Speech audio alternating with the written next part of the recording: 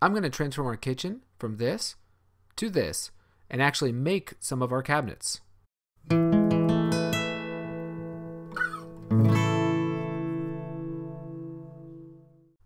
This was our kitchen before we did a renovation and after we did a slight renovation to it from when we bought the house.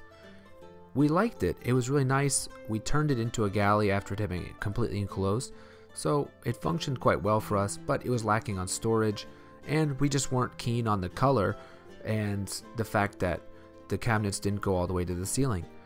So we went to a store, got them to make us a layout and, give us an estimate. And while we loved their ideas, we didn't love the price. So I priced out the materials and thought, you know what, I think I could do this myself. So here we go. So using the plans that I got from that company, I actually started to think things through and figure out what exactly it would take for me to do this. So I bought a ton of plywood, a ton of poplar, a ton of pocket hole stuff, a ton of screws and glue, and I just started to basically think through it logically to figure out what it would take. It turns out that cabinets are a really simple style of building. They're just boxes, and really they conform to very standard sizes. And what I did is I remade all our upper cabinets and remade doors for all the cabinets, including the old and the new ones. So we ripped out the uppers and reused them in other places, and I made all new ones, as you can see here. The lowers then we just repainted and made new doors for, like I just said. The uppers then are 12 inches deep, and that's all I had to do is keep making 12-inch cabinets. And the one thing that was different is the pantry that you can see on the far side there, which is one of the main reasons why we did this, because we gained so much extra storage with it. And because we wanted to keep more or less the same footprint and layout, I had to replicate basically what it was before, but work around things like that pipe at the ceiling there by cutting out the top of a cabinet. We wanted adjustable shelving, so of course I had to get shelving jig. And in the end, it turned into a lot of time. It was about a month of building and having our kitchen look like this. But each time I made progress, it was definitely worth it. In particular, whenever I had some of those cabinets installed and dry fitted, and then I put doors on them, like on the pantry, that's when I knew that this thing was actually going to turn out. There were moments when I thought to myself, I really hope it looks as good in person and in real life as it does in my mind. But again, when I saw the doors on the pantry for the first time, that's when I knew everything was going to be fine. And one cool thing was it wasn't just me working. My wife came down and helped. We had a 1-year-old at the time, so she actually was coming down at bedtime or during nap time. We were drilling shelf holes, we were gluing up doors. It was just a really cool thing. I'm not going to say it was the most fun we ever had as a married couple, but it was a cool time of just hanging out and doing this together. So we both had a say in how the kitchen was ultimately renovated. I can't even remember the final tally, but I made a ton of doors and drawer faces, and I can't even tell you. It was a challenge because, like I said, I had to do a lot of work on the front side of things before I even started building, just to figure out exactly what kind of measurements there were. I had to understand the shaker style, how much gap to leave between all the drawers and doors.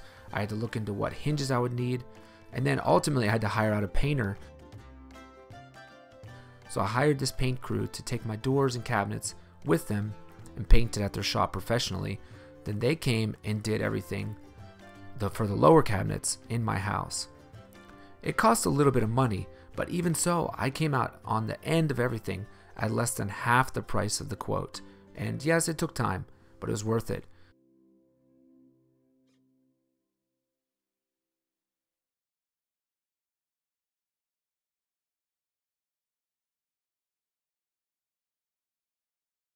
So once the painting crew left, my wife and I got to actually putting up the cabinets and then installing the doors. It was amazing to see everything go in. Again, we made these with our bare hands from our own minds, our own ideas of what we had, of what we wanted our kitchen to be. And we did everything on our own. I just couldn't believe that it was actually coming to fruition. We did have to wait a little bit longer for the paint to cure. We didn't want to smudge it, or we didn't want it to chip. So before we could finalize everything, yeah, we had to do a little bit more waiting. But when we were able to put on the hinges and then finally install the doors, it made all the difference. It looked like a kitchen. The learning curve on this wasn't actually that steep. It just had a lot of different things to learn, like again about what hinges to buy, how to install them correctly, and how to adjust them to get a reveal that's even all the way down. I didn't have a clue really about cabinets until I started working on my own house, and now I realize it's just you have to screw them to the wall with long screws into the studs, things that, again, I started from zero when we bought the house, and that led me to this point over a few years.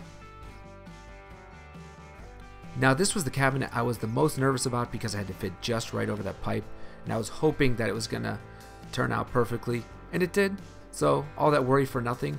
But again, it was just one more thing to have to worry about.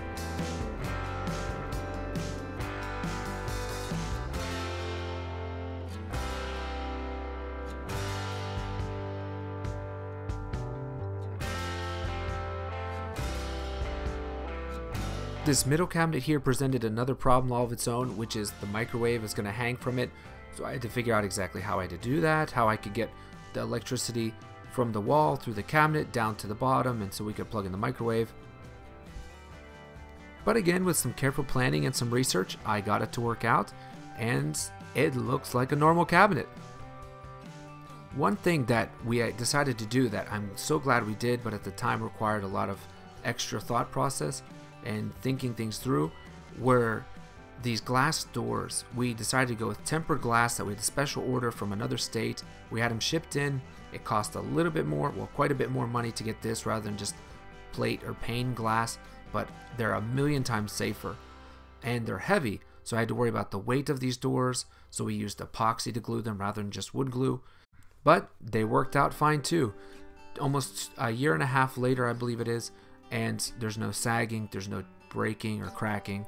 And that's one of the things I was really worried about, is because the glass really is heavy, and I took a lot of extra steps to make sure that they didn't experience any door failures there. Now we move on to the bottom cabinets, and I'm so glad I didn't actually go ahead and redo those or make those myself, because they are 24 inches deep. It obviously means that you're going to use basically double the materials on them. And I think that's why, not being an expert myself, but I think that's why I was able to come in so cheap by doing it myself. If I had done the bottoms as well, making them, buying all the materials, I think I would have basically hit the estimate that they gave me. So while I was initially, I underwent some sticker shock when I saw their estimate on our kitchen, now having done this myself, I think I understand why it costs so much. But one of the things that really saved me time and, racking my brain was the fact that I did have the original drawers and faces and even this faux panel here. I could just sort of go off of them and use their measurements and whatnot to help me whenever I was assembling or making and assembling mine. And after everything was installed, it looks like a brand new shaker, store-bought, I guess you could say, kitchen. We have a brand new pantry, we have a ton more storage, and all that's left at this point is to have a backsplash and a countertop. All told, it took me about a month to make all the cabinets and whatnot, and then about another couple weeks to a month to get everything to and from the painters. So 2 months, I would say, from start to finish to this point. Then we waited about another month on the granite because they were backlogged with orders. Now don't worry, the kitchen isn't done. I've still got a lot to do, like the backsplash, getting the counter installed, doing the finish work like the baseboard, the trim, and not the least of which, the molding.